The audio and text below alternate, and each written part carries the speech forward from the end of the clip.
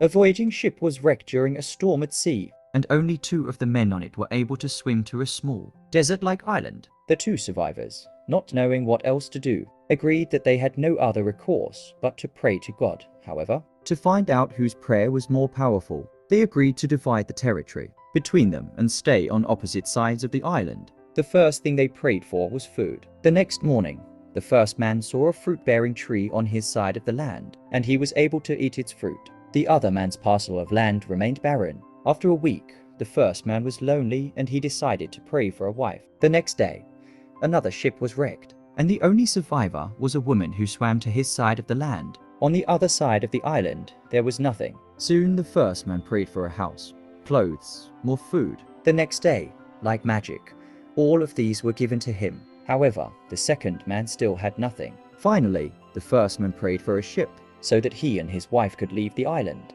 In the morning, he found a ship docked at his side of the island. The first man boarded the ship with his wife and decided to leave the second man on the island. He considered the other man unworthy to receive God's blessings, since none of his prayers had been answered. As the ship was about to leave, the first man heard a voice from heaven booming, "Why are you leaving your companion on the island? My blessings are mine alone." Since I was the one who prayed for them, the first man answered, "His prayers were all unanswered, and so he does not deserve anything." "You are mistaken," the voice rebuked him. "He had only one prayer, which I answered. If not for that, you would not have received any of my blessings." "Tell me," the first man asked the voice, "what did he pray for that I should owe him anything?" "He prayed that all your prayers be answered. For all we know, our blessings are not the fruits of our prayers alone, but those of another praying for us.